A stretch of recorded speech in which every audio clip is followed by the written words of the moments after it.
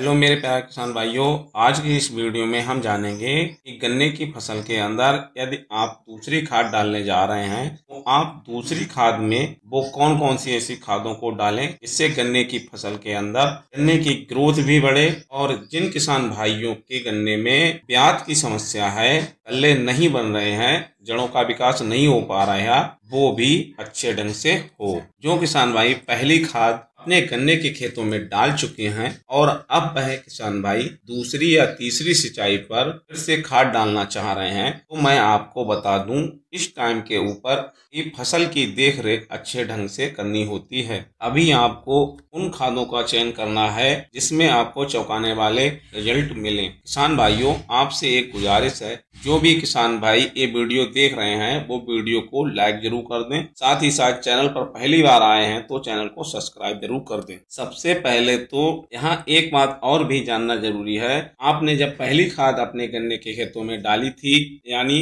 जिन जिन खादों को पहली खाद के रूप में आप डाल चुके हैं, उन खादों को फिर से दोबारा अपने खेतों में नहीं डालना है, केवल यूरिया को छोड़कर। बाकी आप इस टाइम के ऊपर यूरिया ले लेनी है, तकरीबन आप जो कि ले सकते हैं लगभग 40 किलोग्राम प्रति एकड़ के हिसाब से। आगे गर्मियां बढ़ने वाली हैं, गर्मियों में ज्यादा मात्रा में यूरिया का प्रयोग ना करें, इसे आप थोड़ी थोड़ी मात्रा में 2 से 3 बार में दे सकते हैं। अब यूरिया के साथ आपको दूसरी जो खाद की जरूरत पड़ने वाली है वो है ह्यूमिक। ह्यूमिक की मात्रा यहाँ आपको पर एकड़ 2 किलोग्राम रखनी है, इसे अच्छे से यूरिया में मिला लें। बाकी जब आपने पहली सिंचाई के समय खाद डाली है और कोई भी सीविड तो मिला लिया ही होगा, तो आपको सीविड की जरूरत नहीं है, यहाँ पे आपको सीविड डालना जरूरी नहीं है, ह्यूमिक एसिड आपको डालना है। बाकी यहाँ यूरिया खाद के साथ कीटनाशक मिला लेना चाहिए।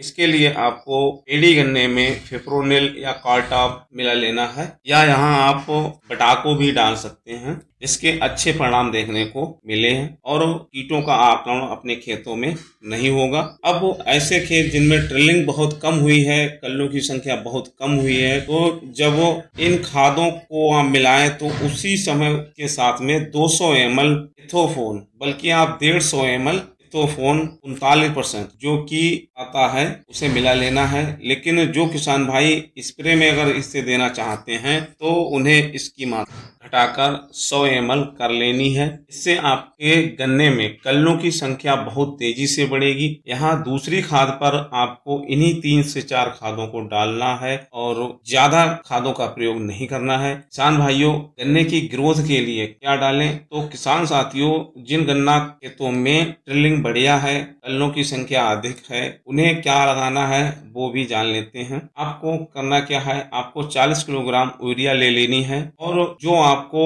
महीन दानों की यूरिया लेनी है, इसके साथ ही सिर्फ एक खाद मिलानी है, वो है कैशमैक, जिसे आप 10 किलोग्राम प्रति एकड़ के हिसाब से ले सकते हैं। इन दोनों खादों का उपयोग से जिन कल्लों की ग्रोथ नहीं बढ़ रही है, कल्लों की मोटाई नहीं बढ़ रही है, गन्ना पीला पीला सा नजर आ रहा है, तो उनकी लंबाई मोटाई सब कुछ तेजी से ग्रो होने लगेगी। इन्हें डालने से गन्ने का लंबाई है वो भी बहुत तेजी से बढ़ेगी। किसान भाइयों, उम्मीद करता हूँ आज की वीडियो में हमारे द्वारा दी गई जानकारी आपको पसंद आई होगी। तो आपको करना क्या है, आपको चैनल सब्सक्राइब कर लेना है। धन्यवाद।